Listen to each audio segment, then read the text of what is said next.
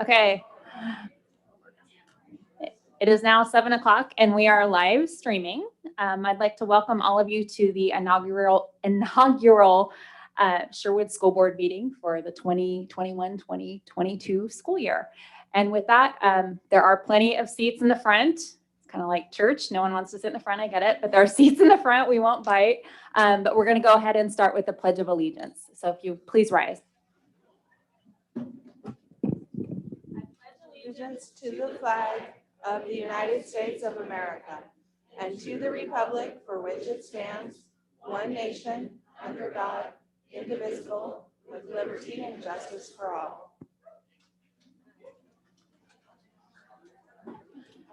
Okay. So with that, I will turn it over to Mr. Rose, and we will start with the oath of office for the year.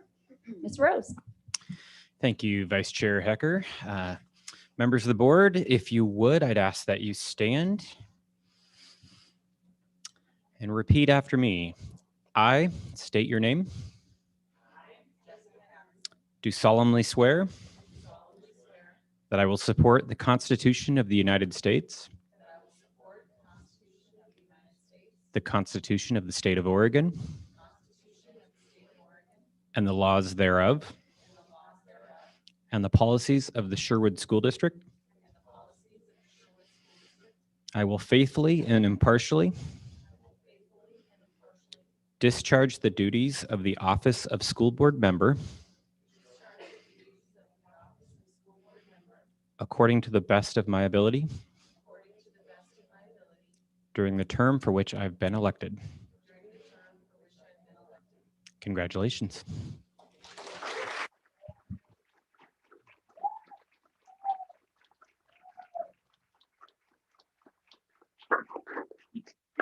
Okay, so for those of you that haven't been with us since 1 o'clock this afternoon when we started, I just want to offer a warm welcome to our 3 newest board members. It's great to have you. We've had a great start to our training and then a good conversation regarding masks. So anyway, welcome to our board meeting. We're going to go ahead and elect a board chair. So are there any nominations for board chair? I would like to nominate Sue Hecker for board chair. I move to second that nomination. Are there any further nominations? Okay, scary. All in favor, say aye. Aye. Opposed?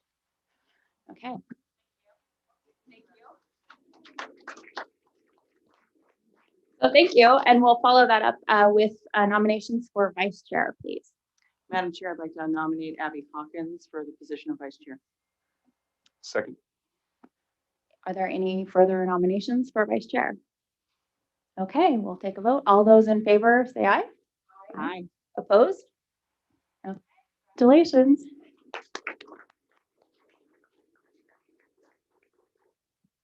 Okay, so we'll move to the next item on the agenda, which is for the consent agenda.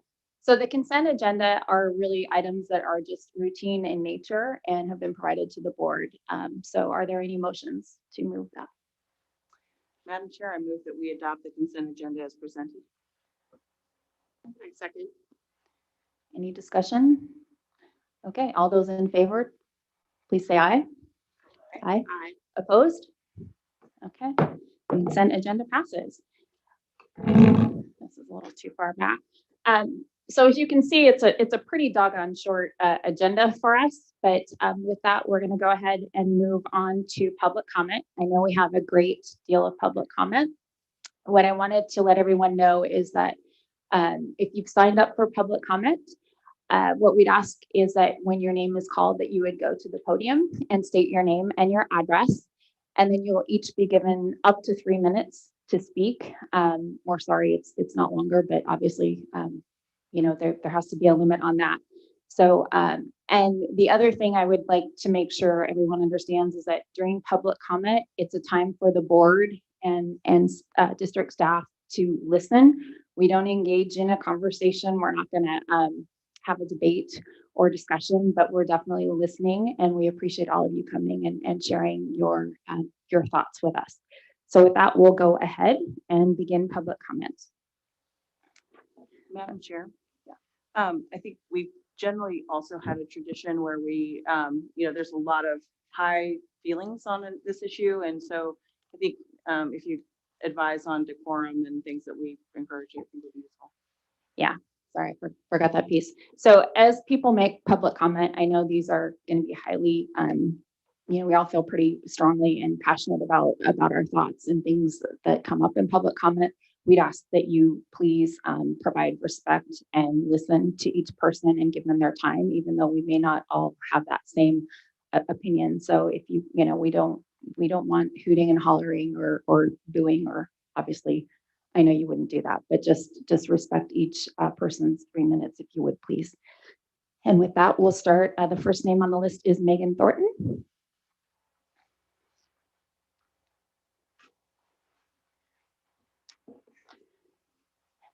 Megan, if you would state your name and your address, that would be great. And you can go ahead. The floor is yours. Thank you. Excuse me, Megan Thornton. My exact house address or just the street? I live on Woodhaven Drive. My question to the board, which I know you won't respond to right now, but it's something I would like to have a response from the board or the district at some point, hopefully before next Wednesday, is if we are given guidance, not just mandates, but also recommendations from the public health experts, the AAP, the OHA, and the CDC, why is it not automatically being followed by a public entity such as a school district? I was in the work session, I heard all of your comments, and so I understand personally why it's, a hot button issue, whether we wear masks or distance or have our kids do it or not.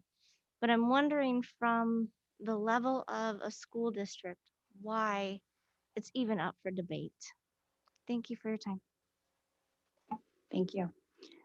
Next on the list is Don McKenzie. Oh, sorry. Dan McKenzie. Apologize.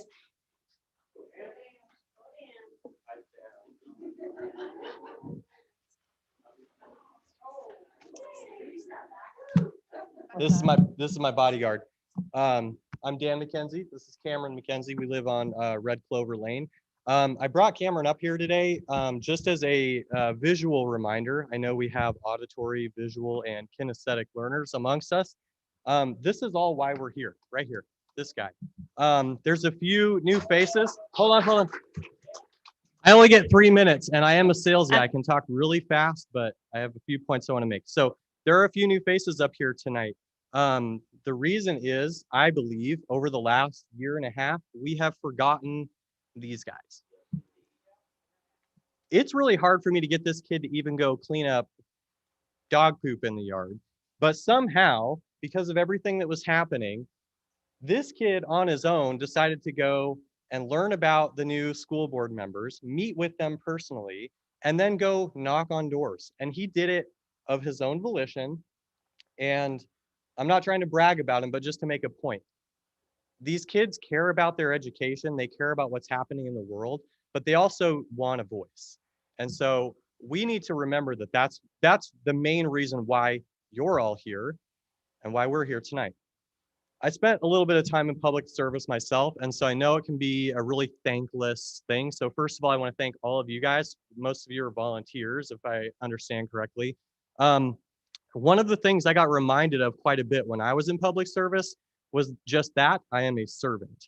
And that's something that I think that the board, the district, and the teachers themselves all need to be reminded of, that you guys are here to serve not only us, the community, but these kids. So all of these decisions, the things that they're being taught, the rules surrounding whether or not they go to school, etc., all of those things need to be taken into account with them in mind.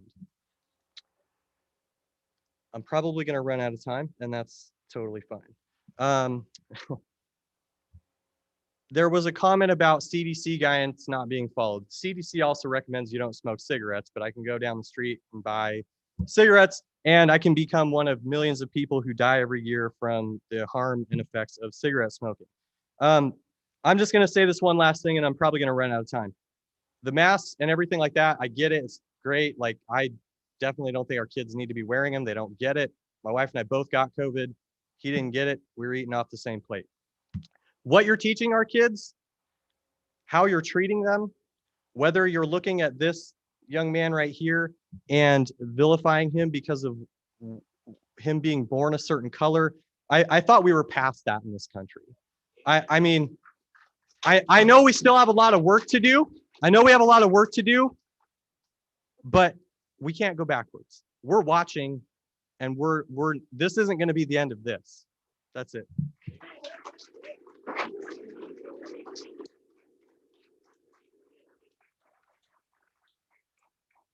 Again, I understand. We just can't. I'm asking you to please hold your applause, keep your comments to yourself. I get it, but we just need to hear, and I would just really appreciate it if we can be respectful and keep moving ahead. So thank you. The next person on the list is Grace Lee.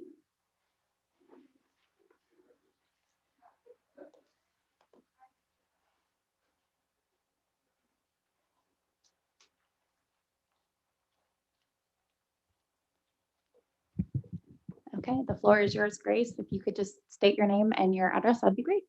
Grace Lee, I live on Red Top Terrace. So according to a study out of Germany involving the effects of mask wearing among children, researchers found that 60% suffered from irritability, 53% suffered from headaches, 50% suffered from difficulty concentrating, 49% were less happy, 44% were reluctant to go to school, 42% suffered from malaise, 38% suffered from impaired learning, 37% suffered from drowsiness or fatigue, 30% experienced shortness of breath, and 26% experienced dizziness. These are just a fraction of the 24 distinct health issues associated with wearing masks, which affected 68% of masked children. These physical side effects can also lead to lasting psychological effects, as mask wearing among children is now damaging on the mental and spiritual well-being of our children. In children with socialization issues, wearing a mask only further compounds these issues from which they suffer.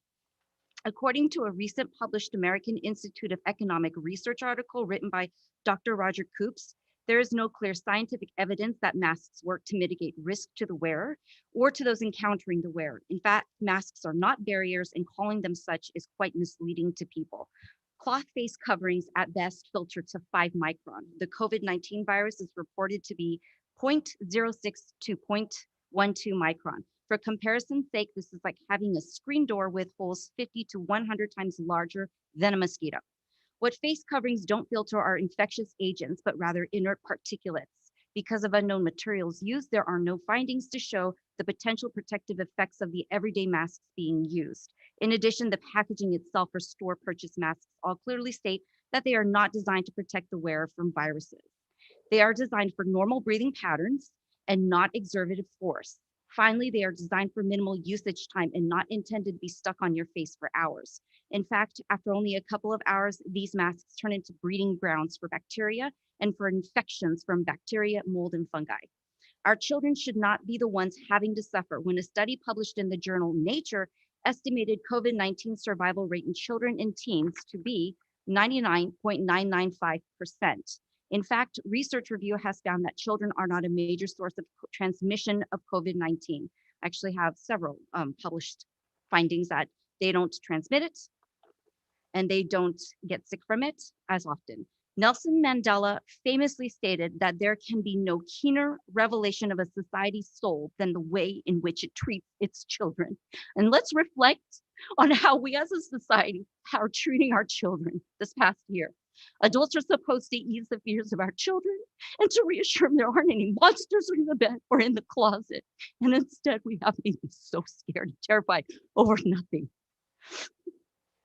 The research has long been out there that show that our children are lowest at risk of contracting COVID-19, transmitting COVID-19, and dying from COVID-19. And yet we are making them suffer at the detriment of their emotional, social, and physical well-being. We need to move forward now and give them back their normalcy. And what we need to do for our children's future and for their sake is to give them the freedom to be children again.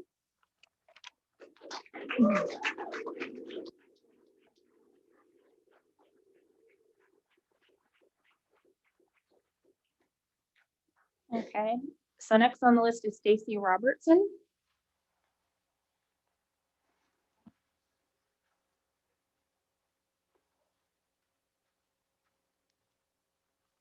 Hi, Stacey Robertson. I live on Stellar Drive in Sherwood. This past quarter, I listened to several of my daughter's 10th grade literature online sessions. And so much of what I heard seemed to be about reinforcing the critical social justice narrative. That racism is everywhere, America is racist and oppressive, capitalism is a problem. Current events were frequently interjected into the discussions as examples of how things really haven't changed that much from the past. Systemic racism is still everywhere. People of color continue to be oppressed. During one of the discussions, the teacher said that he, as a white man, had special privileges that his whiteness conferred upon him. And privilege is also attained via representation in media, movies, and books. The overall message was that a white person's advancements come at the expense of others. And this is the language of an ideological belief system. It comes directly from critical race theory and critical social justice agendas, and it doesn't belong in the classroom. My daughter showed me this, the pyramid of white supremacy that was on the classroom wall. At the top is genocide. Below are the building blocks to genocide. And here are some of the building blocks on the way to genocide. We're all part of the human race. Why can't we all just get along? Remaining apolitical, funding schools locally. This is propaganda. Are we trying to scare our kids into thinking that our society might be on the road to genocide? And we wonder why anxiety among our young people is so high? What a bleak message we are pushing on our kids. My daughter became anxious to even log into this class because everything was so negative and problematic. Our school curriculum is obviously being infused with race activism and critical social justice agendas. And kids are getting the message that these are the correct ideas and they should be accepted as truth. Many people strongly oppose this ideology for very good reasons. This stuff does not belong in the classroom. And parents should be able to see the entire curriculum for every class, including all resources and materials. It should be made easily accessible online, and this should be a priority for the administration. So I ask the school board and the administration to commit to open and honest dialogue with parents with full transparency so we can get back to building a great educational environment that's free of political ideology. Thank you.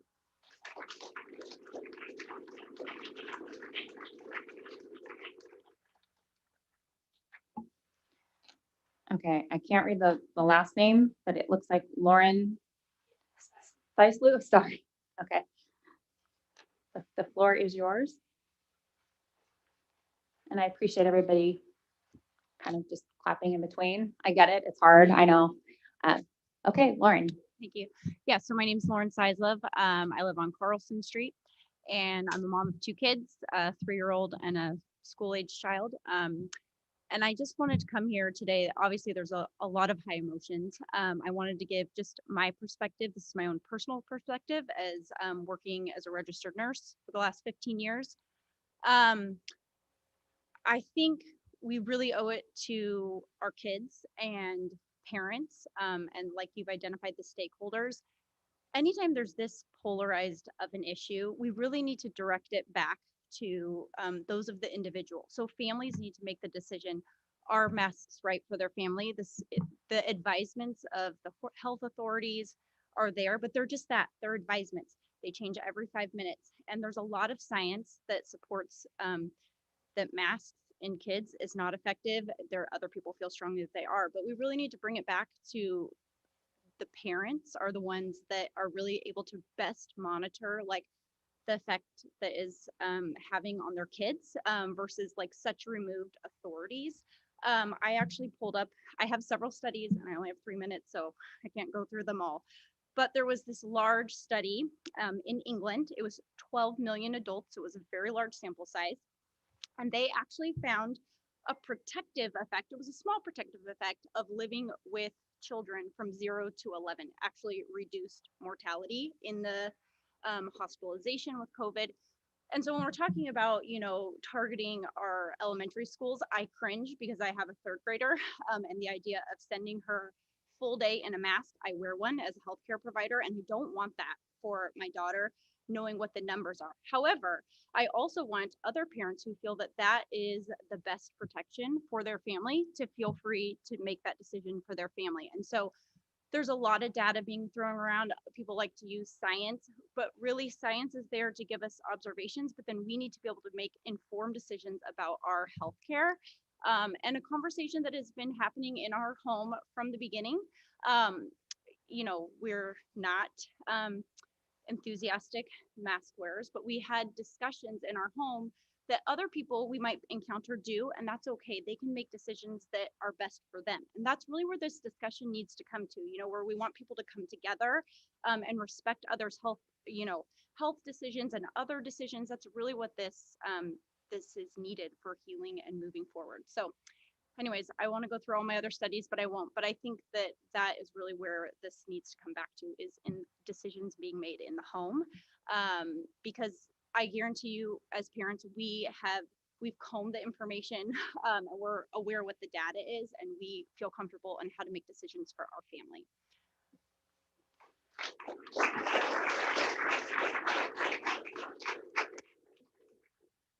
Thank you. This is another one. I apologize if I get your last name wrong. Dan, is it Lujan?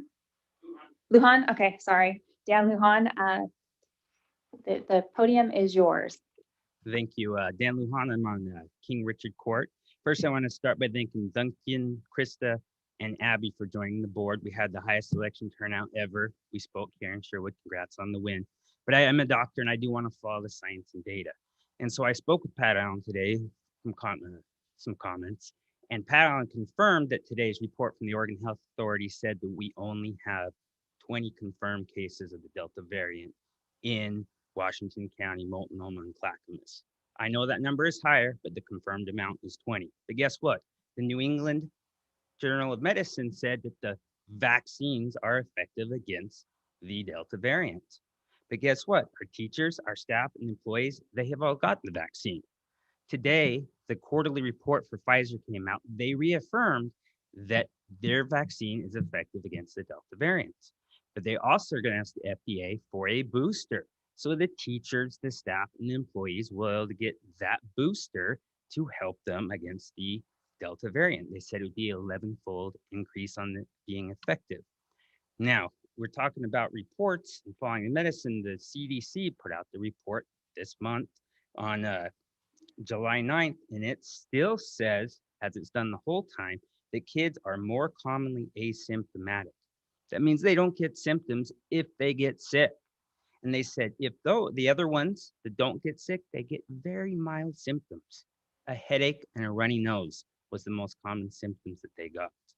And so if the vaccine is effective, teachers are going to get a booster, and kids don't get sick, why would we even want to think about wearing a mask? Again, people can be able to send their kids to school with masks on. They shouldn't be targeted, just as kids that don't want to wear masks shouldn't be targeted. Now, I know we talked a lot today with Jessica and with the first person that asked questions about recommendations. But recommendations at this time last year from the CDC and the American Academy of Pediatrics said open schools full time in person. And if you don't, you'll harm the kids. Guess what? We harm the kids. They also said if you don't open the schools, the recommendation, you're going to harm people of color. Guess what? It did. So the school board in the past has not always followed the recommendations of the CDC and the American Academy of Pediatrics. Otherwise, they would have had school 4 years, the full time, like the vast majority of the United States of America. And so, in summary, I don't think kids should wear masks Teachers, staffs, and employees have already had the vaccine that's effective against the Delta variant, and they're about to get a booster. They shouldn't need masks. Thank you.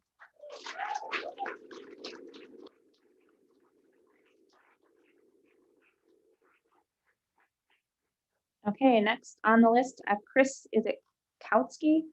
Kautsky?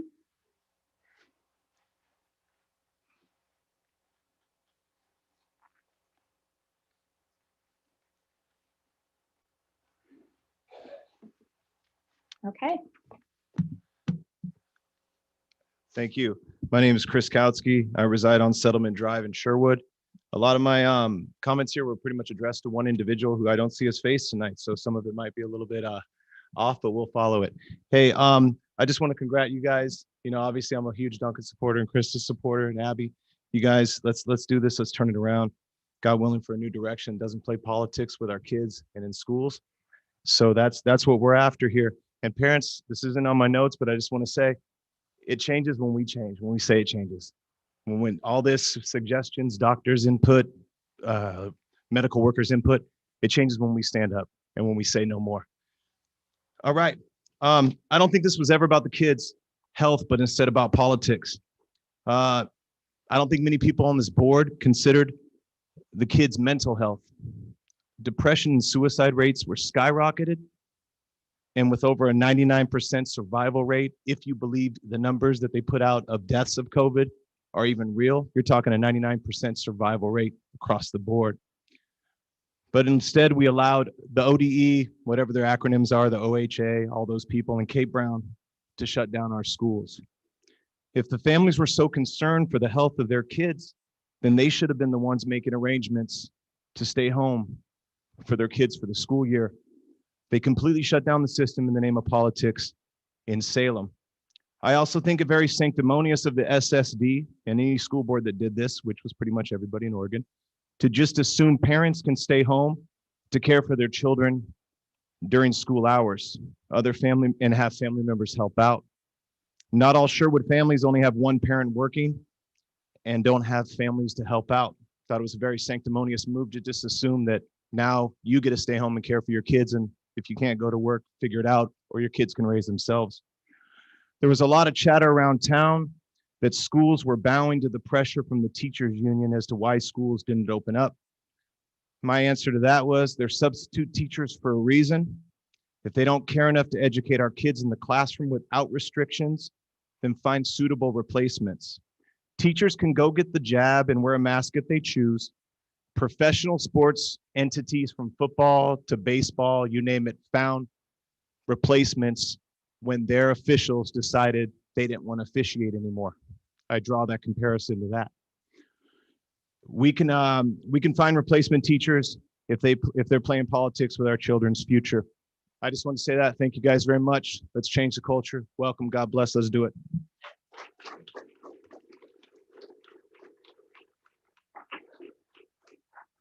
okay, next on the list is Clayton Broderick.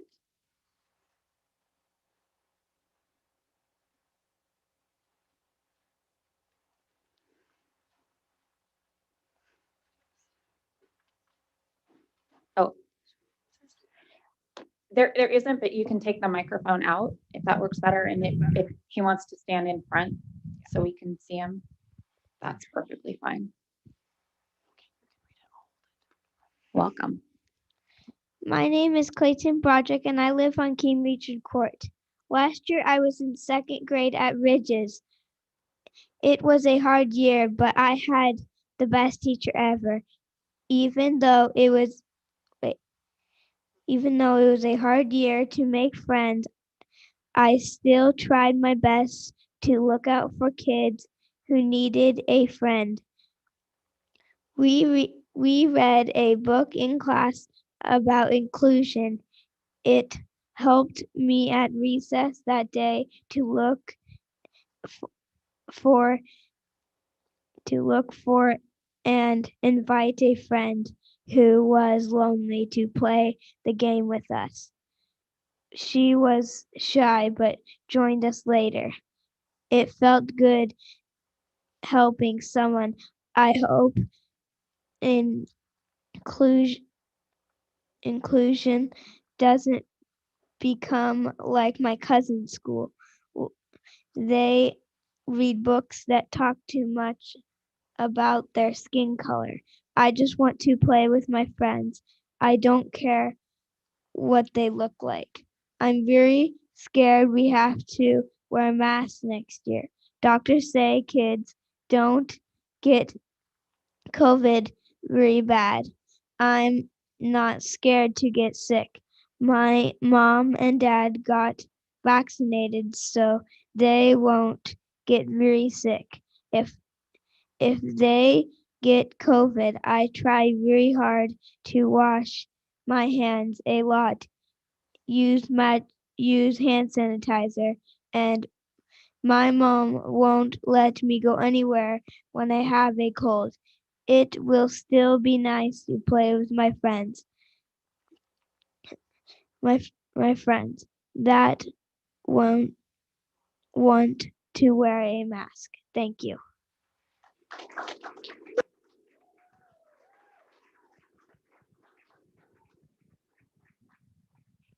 Just want to say great job, Clayton. We really love hearing from kids. That was very, very brave. So well done. And are you? Yeah. Okay. So next on our list is, I assume Lindsay Broderick. Yes. I had a statement prepared, but so many people have said things that I already believe in. And basically, I don't like to just go on and on. So I don't think kids should wear masks at school. I don't believe there's so much science one way or the other. I firmly believe that America is a place of choice. And I'm very grateful that we have the ability to choose. And the vaccine is now available to so many people. If this is an issue for you, great, you can get vaccinated. If it's not, great, you don't have to. And that's your choice. Here in Sherwood, I believe that this is an important feeling for many of our parents. I can also say from experience, my sister had her spleen removed in high school. She had a tumor growing, so her immune system is extremely compromised. My brother had a stent put in his heart. He's 21 last year. My mom has ALS and spent 3 weeks in the hospital from just catching a cold. We know very, very well about immunity in our home.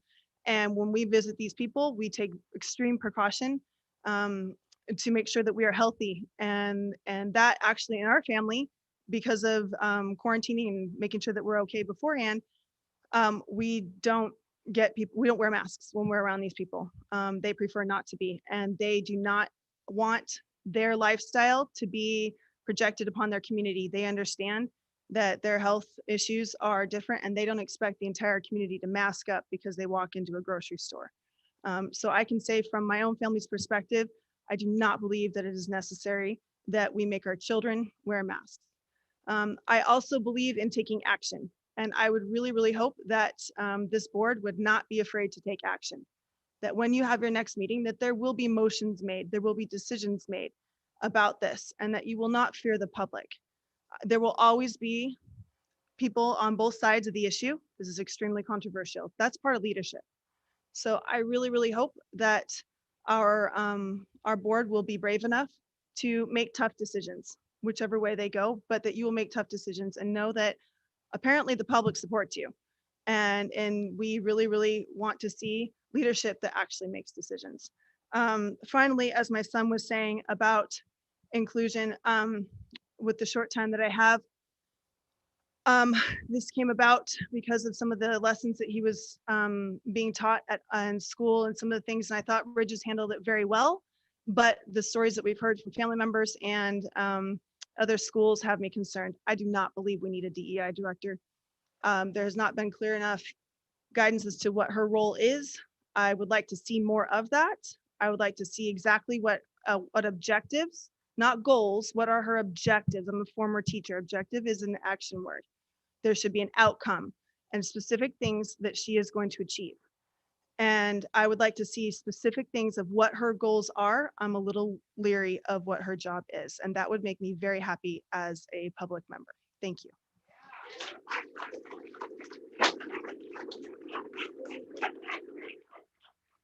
Okay, next on the list for public comment is Lizzy Stoddard. Lizzy? Okay, the floor is yours. Hi, I'm Lizzy. I live on Brookman, and I recently graduated from Sherwood High School. To say that this last year was difficult is an understatement. It was painful in a way that I have never experienced before. We were told that wearing masks and distancing was for our benefit, but I am here today to explain that it was not. I won't speak of the isolation of distance learning, the senior activities and assemblies. That just never happened. The football games I didn't get to chew it up, and all the other things I missed out. Today I'm going to give you a glimpse about the experience I had as a student in school with mask and distancing. You would assume that a typical high school student has a lot of things on their mind, but this last year there's one overwhelming thought, and that was how I was going to go to school and not get in trouble and be able to feel some kind of connection with my friends. It was very clear to every student that the administrators and teachers were staying in the hallways to monitor our mask wearing and our social distancing. To me, they were like soldiers on a post, and they watched every move you made, and they were ready to pull you aside if you were doing something wrong. And so we avoided them. We learned where they were, and we just didn't go there.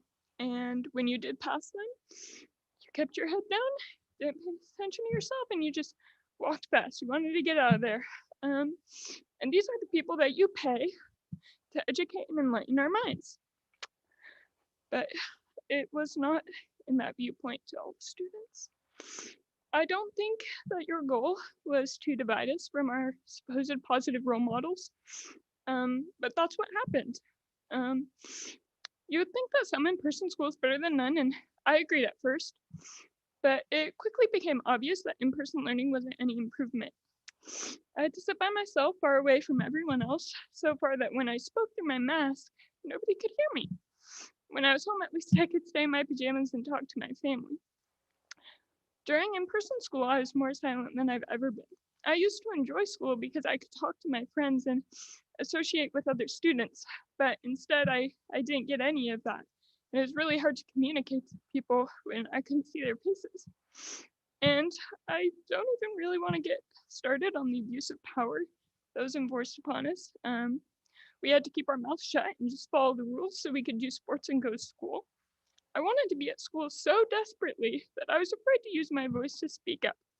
I was scared to do anything against the rules so I could participate in my sports, not get kicked off the team, or get any other friend on any other team in trouble. And the naughty thing that I wanted to do was breathe, but I felt like a horrible person just for taking my mask down. Breathing isn't a privilege, it's a right. The mandates of the last year have caused so much division between students. This year has taught us that politics are more important than people, and I don't believe that this is preventing the spread of illness with the mask and distancing rules. I think it's preventing the spread of education, friendship, and trust between students and teachers. That's all it has done, and I believe that's all it will continue to do. Thank you.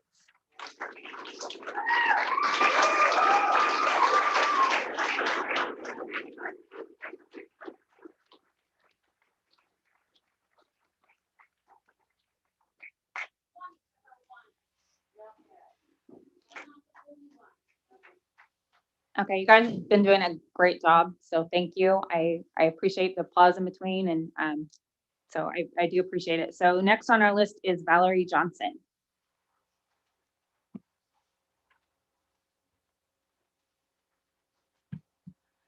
Valerie Johnson, King City.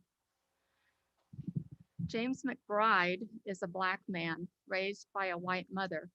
In 2006, he wrote a tribute to her in his book, The Color of Water. No one taught James to judge his mother based on her skin color. My own family is multiracial. I'm proud of the many threads that began in India. They are an important part of who I am, but they do not define me. America is not my first home, but it's the only home my children and grandchildren know, and I want them to live in a society where, like James McBride, people are not judged by their skin color. My son is Black Korean. He left Korea when he was 2 years old.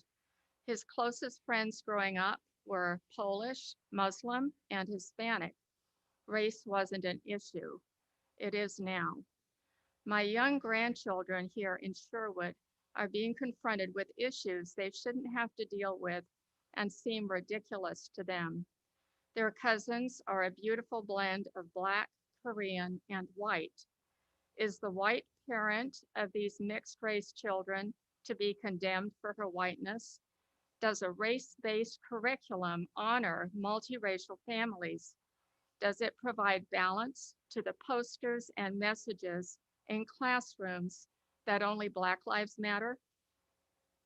We are told that we need to be more progressive as a society. The dictionary defines progressive as advancing and moving forward. How can white shame and Asian hate be anything but regressive? While we like to say that hard work pays off, it's not always the case if you're an Asian or white student. There is only one place where the ground is level, and it is not in our schools.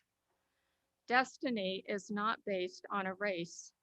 A race-based curriculum that assigns guilt and shame and teaches a child that skin color is the most critical determinant of who they are and what happens to them in society is wrong. Children with brown skin are not victims, and those with white skin aren't villains. Can we champion qualities that unite us and instill pride instead of those that divide us and invoke shame? Can we encourage one another, and especially our children, to see one another through a different lens, a lens that reflects the color of water?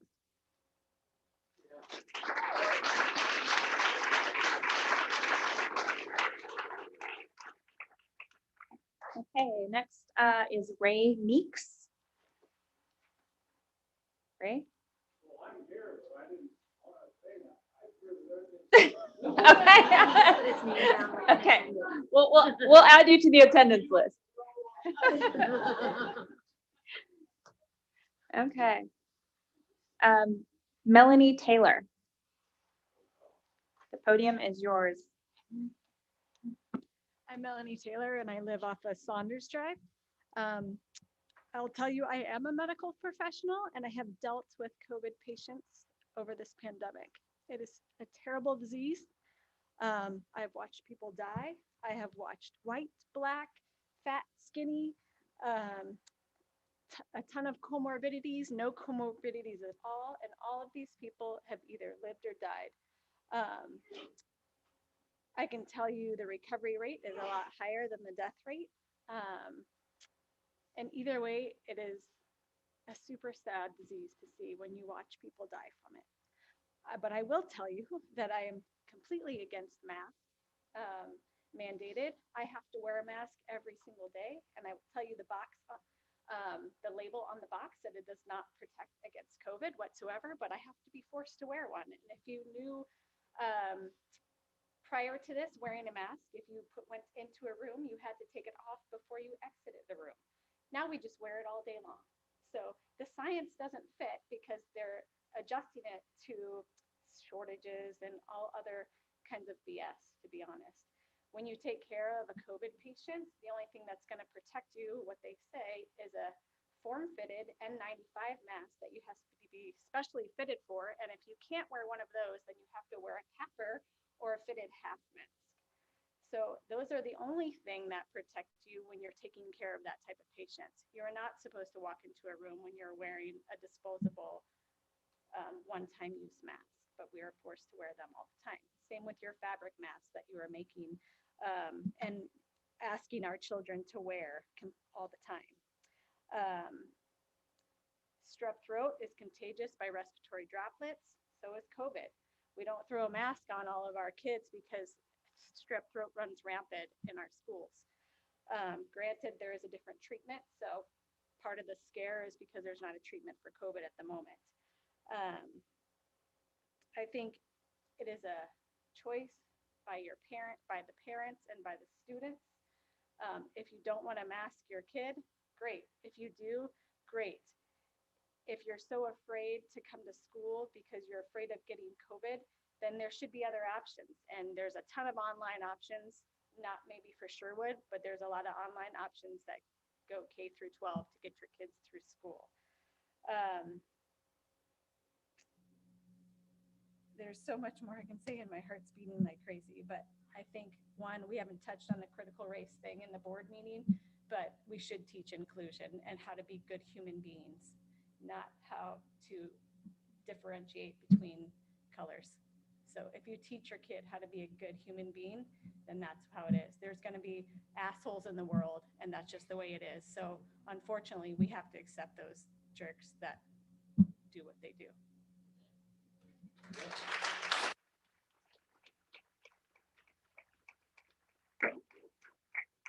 Okay, so next signups is Steve Robertson. Welcome, Steve.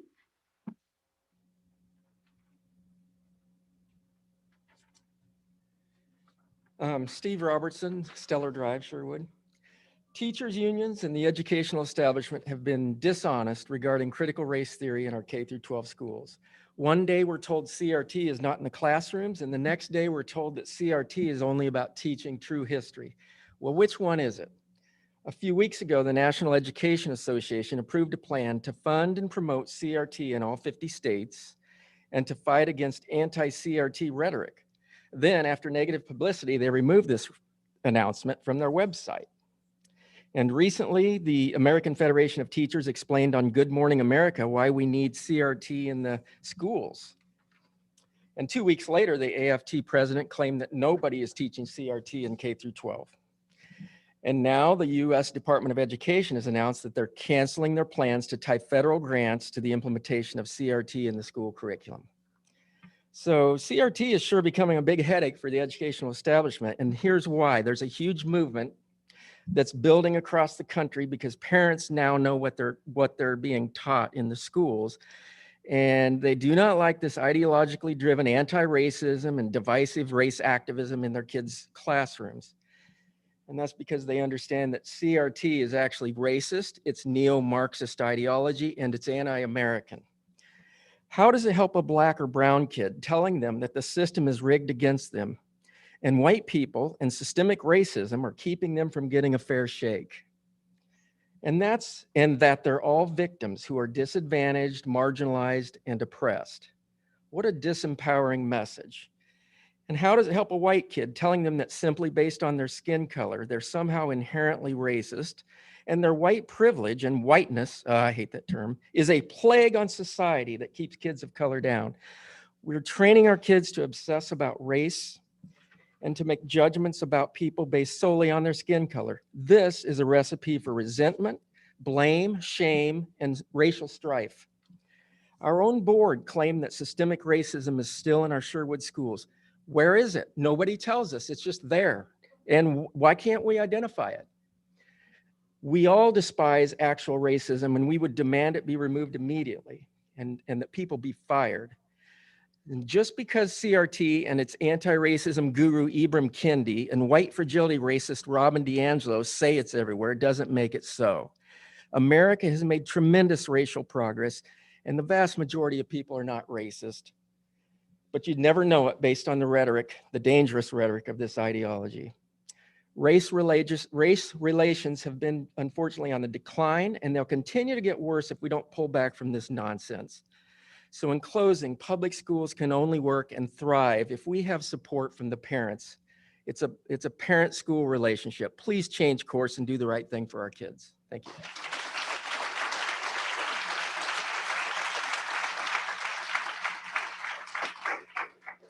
Okay, Steve Holthouse.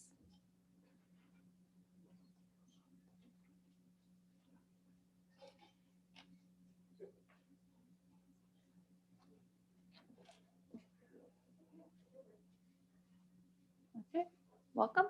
My name is Steve Holthouse, and I live on Stellar Drive, just south of the new middle school, my wife and I. And I would like to congratulate the new board members, and I would like to congratulate the school district, the superintendent, and all for making such a big turnout for tonight. by making your curricula so transparent to everyone. I would like to congratulate COVID-19 for making that possible.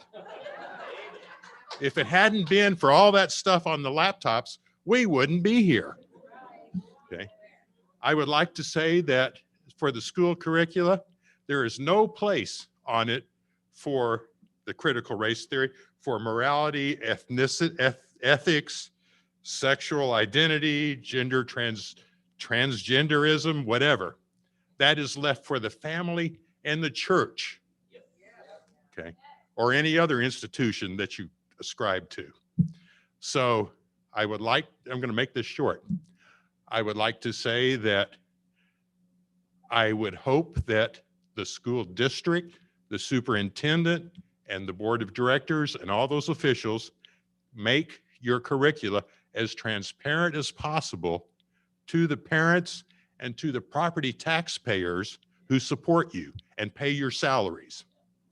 We have a vested interest in turning out good citizens, good children who can make a decent living, but they don't need all the garbage about transgenderism, sexual identity, and all that stuff. I didn't prepare this, so I'm just going off the cuff. All right. Yes.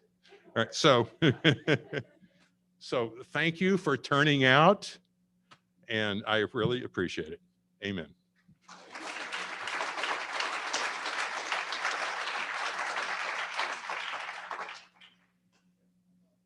Whoops, Peggy Stevens, the podium is yours.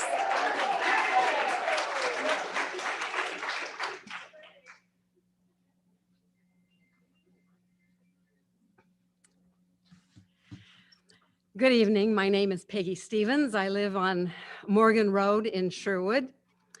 My friend Angie Johnson asked me to speak on behalf of her, she is out of town, and her children. She has 6 children in the Sherwood School District. 3 have graduated from Sherwood. And she says, which I agree with, first, every student has a right to breathe when they are at school. We know there have been articles written by professionals in the medical field about kids experiencing a lack of oxygen when they're wearing a mask all day. A few adverse physical effects mentioned are fatigue, headaches, possibility of breathing in harmful bacteria residue that collects inside the mask. Emotional effects mentioned in many sources include anxiety, impaired learning, and depression. And I would add that I have a granddaughter in Southern Oregon who is a high school student, and she has a classmate who took her own life this last year. Angie also speaks about a son of hers who has a disability that makes it very difficult for him to listen and hear unless he sees a person's mouth. He just can't understand what they are seeing unless he sees that person's mouth moving. Now, I want to add that my husband is a retired physician. I have 4 sons who are currently practicing medicine, 2 pediatricians, an internal medicine, and a surgeon. And we've all studied this carefully, thoroughly, in depth since COVID broke out. My one son particularly treats many COVID patients. They all say exactly what, I can't remember your name, said about the N95 masks, that the masks don't do any good unless they are those fitted N95 masks. Okay, one more thing. I have a good friend who is a retired elementary school teacher. She tells me, she taught in California, and she tells me that one day she had playground duty. And the kids came to her and said, "Oh, my friend is hurt. Our friend is hurt. You've got to go help her." She says, "Okay, tell me what she looks like. What does she look like?" So, well, she has pink ribbons in her hair, a pink dress, and pink shoes. She says, "Okay, where is she?" And they took her to him, and the little girl was black. He said, not once did these friends mention that the little girl was black. They just described her pink bows and her pink shoes and her pink hair. The kids are taught racism and they don't care about skin color. Thank you.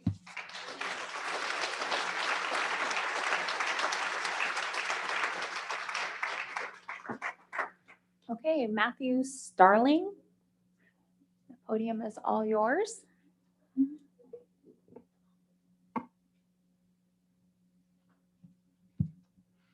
Matthew Starling, Hostler Way. I didn't have a prepared statement, but I just wanted to make sure that enough people who have the majority opinion had a voice here at this meeting. And I'm glad to hear that that is so. Thank you everyone for coming out. It obviously is very important to everyone here that the truth prevails. It doesn't matter what some bureaucrat down in Salem thinks. It matters what the school district does. And we the people of Sherwood, the parents and the citizens, want to make sure that our students are taught things that will allow them to succeed in life. It doesn't matter what opinions are, because opinions do not make jobs unless you're a politician. Most people have to rely on their skills and their knowledge, and they rely on school to teach them those skills and knowledge. We need to concentrate on those things that will make them successful in life. Opinions do not get you an income unless you're a politician. Now, unfortunately, we've had a lot of politicians having sway here in Oregon and even here in Sherwood, which I was very shocked. But unfortunately, it's true, and that's why so many people have turned out today, because we do not want opinions to trump the truth. The truth is that our students need to learn how to speak, how to read, how to write, how to interact with people in a manner that does not judge people based on arbitrary issues, but on who they are as a person. It doesn't matter what they believe they are, if they're a boy, a girl, or some other 96 other options. It doesn't matter if they were born in one country or another. It doesn't matter if they were born in one particular race or another. It matters if they are taught correct principles of being fair to their fellow citizens, being honest in their opinions, supporting people in their beliefs, even if they disagree, and allowing their opinions to be open-minded and yet still guided by what is supported by truth, science, and morality. All of those are very important, and we need to be sure that the school board takes that into consideration. I hope you do. Thank you.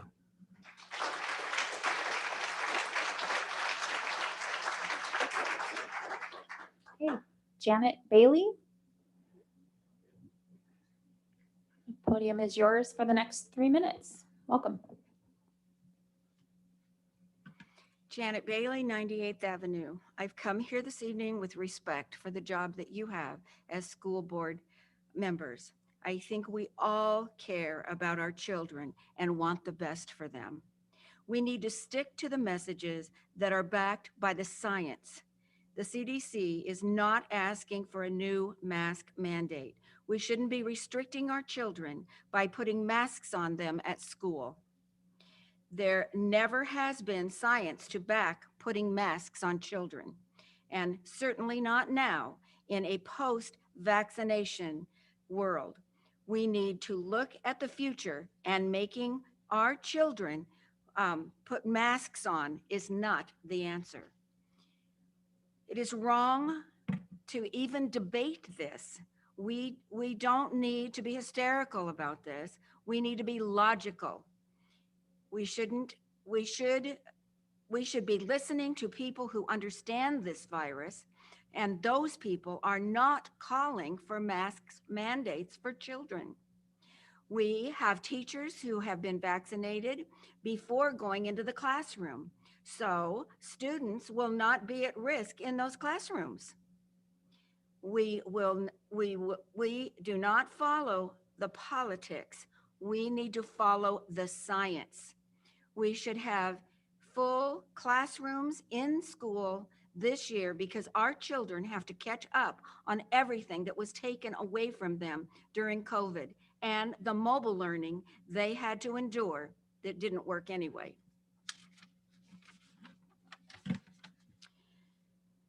We are not powerless.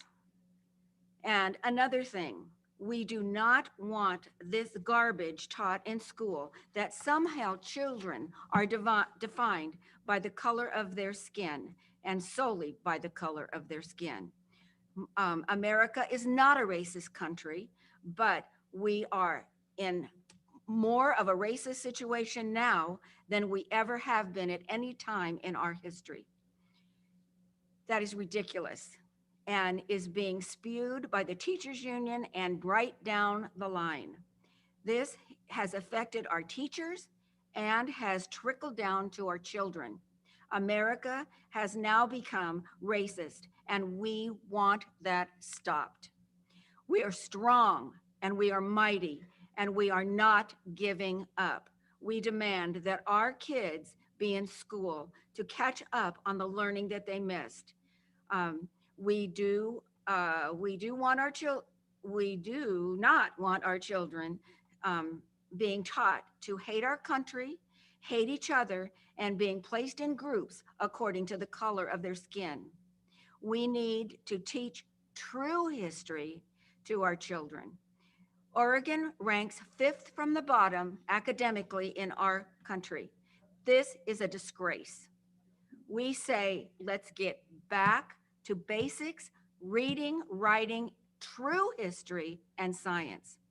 We parents want change, and we will continue to speak out so our kids will be able to compete in the job market as adults. We need to get our kids back in school without masks 5 days a week, full time.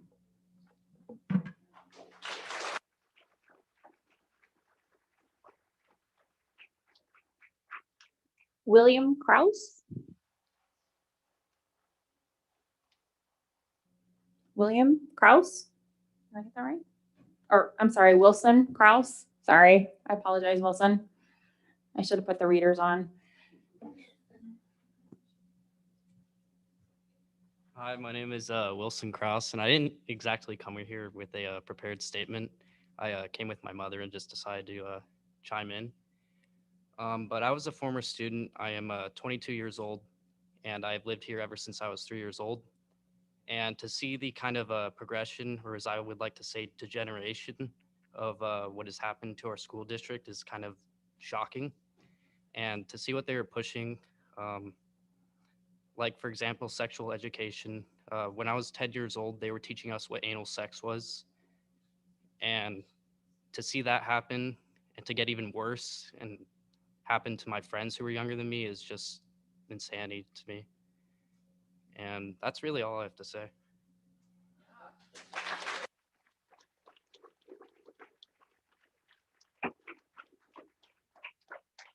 Okay, next, Jeff Lee. Podium is all yours. Hello, I am Dr. Jeff Lee. I live on Stonehaven Street. So in my field, there's a concept known as the iatrogenic effect.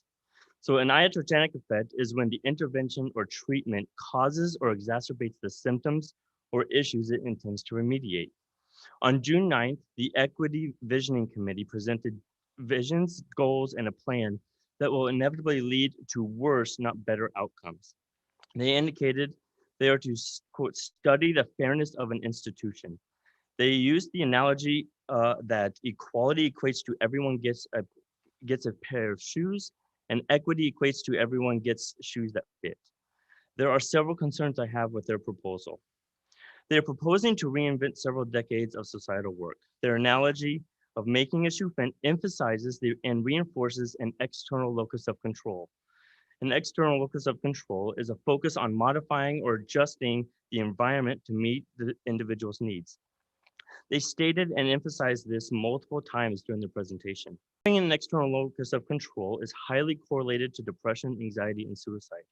In contrast, resiliency research which has been around for 4 decades, consistently demonstrates that an internal locus of control, which emphasizes self-efficacy and adaptability, is related to both positive short and long-term outcomes.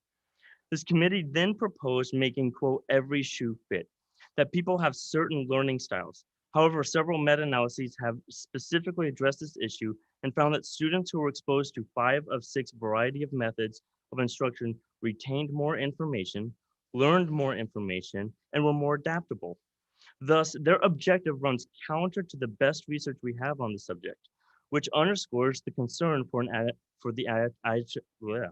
iatrogenic effect. Rather than trying to make the shoe fit, let's help these children have multiple types of shoes so they can have an option to be the most effective in multiple environments. The dependent child will complain that the shoe does not fit. The resilient child will go make a shoe that fits. Finally, this committee asserted their role is to, quote, determine, meaning that they will be a causal factor, an arbiter in establishing 1, who everyone is, 2, what constitutes shoes, and 3, a decision-making process for how fit is identified and evaluated. This contradicts the basic principles of free speech, open discourse, and debate. This is pernicious and consistent with critical race theory, as explained by Herbert Marcuse. For the betterment of our children, this committee must modify the goals of the Equity Committee. They got 30 minutes to present there. I would like half the time to make suggestions to alternatives to their agenda. Thank you.